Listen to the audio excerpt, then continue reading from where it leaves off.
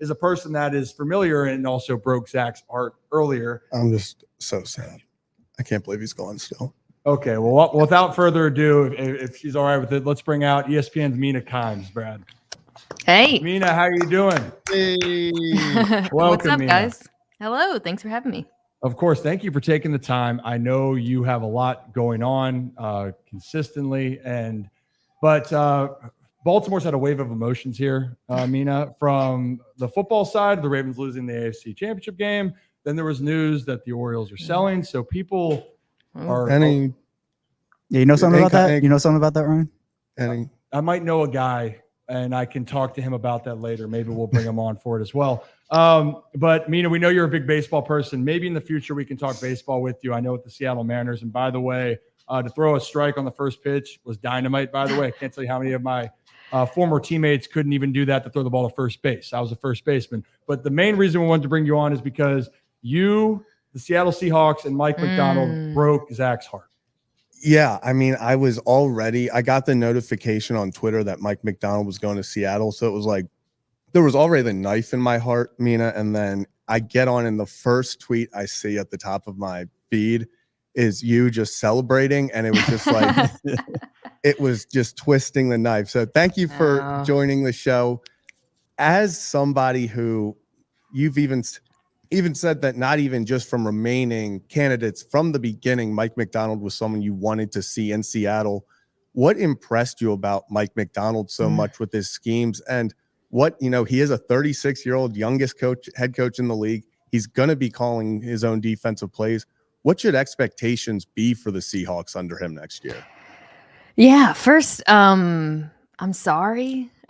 You're not sorry, and that's okay. I wouldn't be sorry either if I got Mike McDonald. Well, I'm sorry about the Ravens because I absolutely love watching this team. I have been such a fan of Lamar Jackson's game going back to before the draft. I was so glad he landed in Baltimore. So I feel like I have a lot of Ravens fans listeners to my podcast, the Mina Kimes Show, and I feel for you guys. I don't know. It was just brutal loss for a number of reasons. And then, of course, to come off of that and then lose your defensive coordinator, especially since the defense played well in that game. It's got to stay. Shut out Patrick Mahomes in the second half. And then so good. Yeah. And I guess that's a good starting point to talk about why I was so impressed by Coach McDonald over the last couple of years. Because, first of all, this is why I wanted him for Seattle. The Seahawks have struggled in recent years to stop the sort of offenses that Mike McDonald and the Ravens defense have been so excellent at playing against, which is this Shanahan tree offenses, the Niners, notably this year.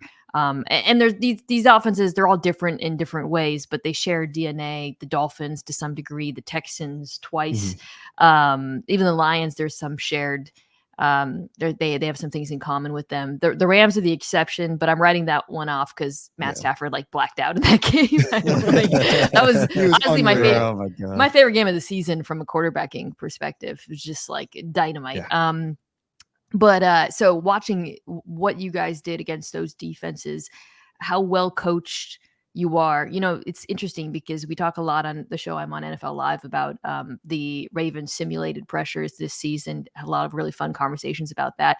They're not the only defense in the NFL that, it relies heavily on sims. In fact, the Seahawks defense really tried to use that as well as part of their pressure package because they weren't, a dominant 4-man rush team either. But it's one thing to say, well, let's show blitz and drop into coverage. And it's another to execute it to perfection the way the Ravens did. When you watch them, what struck me was just how well coached they were in terms of knowing their assignments, marrying pressure and coverage. And then, just the tackling, the physicality with which the defense played with. I think all of those things are why they were so good at playing those offenses, in addition to the incredible talent you had up the spine of the defense, which remains. We'll see what happens with Madubuike and Queen, but watch, we'll take maybe too. Future Seahawks. I know. We'll see what happens. You're pushing the agenda already. I know. I hate it, but Roquan was. I think I had him Yeah, I did have him in my top 3 for defensive player of the year, which he didn't you. even make the top 5, but such a Well, special player. Yeah. We Yes. appreciate Special that a lot. player. You still have, and you got Kyle Hamilton. Come on. Ooh. Yeah, exactly. That's my And guy. I guess moving on to the Ravens defense, Zach Orr steps up as defense coordinator. There was a little rumor that he might be going with Mike McDonald to Seattle. Can you talk a little bit about, Zach Orr kind of was Mike McDonald's right-hand man the past 2 years. What should Ravens fans be, the world is ending? I don't think so. I think should they expect little drop-off with Zach Orr there? Because I think the intensity and the mindset is still going to be there in the defense. I think, yeah. I mean, you never know when position coaches are elevated, what they do, what they bring to the table. You can only evaluate them based on the play of the positions they coach. Obviously, linebacker has been incredible strength in Baltimore, not just historically, but this season. I look at Queen's development in particular. Yeah. Last season, after you guys traded for Roquan, I was really impressed by Queen's play, and it looked to me that having Roquan as the quarterback of the defense, now he's free to fly around, blitz, make plays, that kind of thing. But I would say this year he took yet another leap mentally in terms of some of the things he did in coverage, diagnosing the quarterback intentions, and again, you look at the linebackers coaching, you say, well, god damn, that worked out, so we'll see what happens with Trenton Simpson, for example, who sits behind Roquan. But so if the job of the defensive coordinator or coaching in general is to put players in position to succeed, to develop them, it seems that he has had success there. I think the challenge is going to be just something that McDonald did really well, which was game planning. The Niners game in particular, that the tape of the defense there and how they played some of San Francisco's specific pass concepts really showed, this guy really, he has a beat on what they want to do on offense. So I think that's going to be the challenge for Coach Orr going forward, but I'm hopeful. Yeah, I think the biggest thing with him is going to be, can he adjust as well as Mike McDonald? Because the biggest thing that impressed me personally about Mike McDonald was, even if it seemed like in the first half the offense had an upper hand, the second it got to the second half and he had time to look over it, he found a way to shut it down. So that's going to be the biggest thing, is can Zach Orr have those same in-game adjustments as him? Well, but they're hoping. The players make the system. So I just want to, as excited as I am for Coach McDonald, he's not bringing Roquan Smith and Kyle Hamilton with him. And those are don't put that in the air. Yeah, that's the heartbeat. And really the 3 safeties, I mean, goddamn, played so well together. Geno Stone was a player who just blew me away this year with some of the stuff he did. So the spine remains the spine, and the defense will still be extremely good because of it. But yeah, it is challenging to replicate. That's for sure. Well, so I'm glad you brought it up. Yeah, the players are the ones that have to go out there and play. And obviously, though, coaching does matter, and stability and organizations matter, right? And I just to wrap up here, because then we'll get you out. But for the Ravens, it felt like as soon as the Ravens lost, it felt, all right, this coach is gone. This coach is gone. Personnel here, personnel there. And Ravens fans are left scratching their head of going, what the hell happened? But I'm glad you mentioned the Ravens still have a very talented roster. I just wanted you to give some positive thoughts of, despite the fact that it feels like the world is ending on the football side in Baltimore, why the Ravens should be and Ravens fans should be very hopeful that this next season, the Ravens can still get back to the AFC Championship with John Harbaugh as the coach and Lamar Jackson as their quarterback and the other pieces that you mentioned. Yeah, well, so, the defensive stars remain. Offensively, a few things. I'm sure you guys shared some of this, very disappointed by the game plan, the offensive game plan in the play. I don't think that's a bold or unique take. However, I will say, just thinking back over the course of the season, Todd Monken's offense, and then, sort of the changes in personnel, pivoting to being more of an 11 personnel team, some of the stuff they did with the wide receivers, they got better as the year went along until the very end. But that offense, you saw them kind of figuring it out because it was such a dramatic change from the previous offense. And there's reason to believe that they can continue building on that next season. Zay Flowers was fantastic, and that was year 1. He's going to be even better next year. Isaiah Likely, a really talented young tight end, going to be even better next year. I mean, Mark Andrews came back, he was a little hurt, but think about, him and Likely on the field at the same time.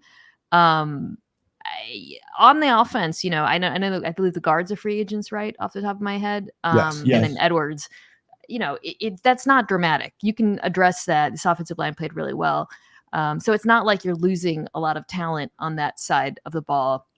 And while I know I was disappointed in the final game, it's important to remember with Lamar Jackson, he's still a young quarterback. What is he, like 27 or something?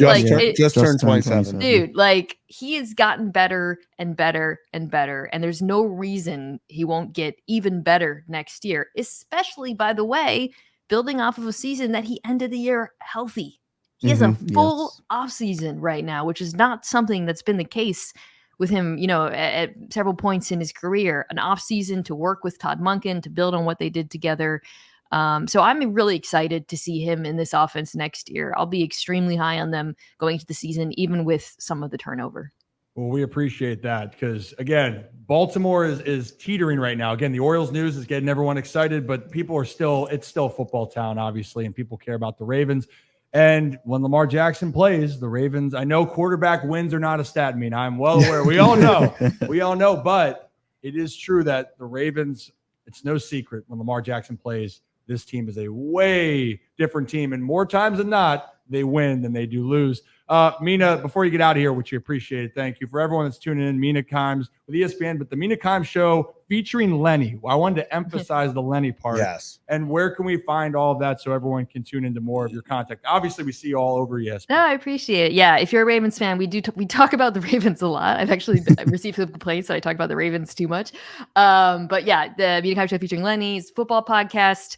You can listen to it wherever you get your pods or check it out on YouTube. Or now, this week, it debuted on ESPN2. So you can check it out on Thursdays on ESPN2. But YouTube, podcasts, wherever you get your pods. Thank you for having me. I felt bad, with celebrating the dancing on your grave with the Mike McDonald departure. Yeah, it's okay. But maybe it's for the best. Maybe Zach, although right before you got on, one of our guys already said Zach Orr should be a head coach after next year. So he's already trying to get rid of him. So it's okay. We'll recover. Thank you for joining us. Thank you, Mina. You have a great rest of your your night. Mina Kimes, everybody. Take care. Thank you. Thank you.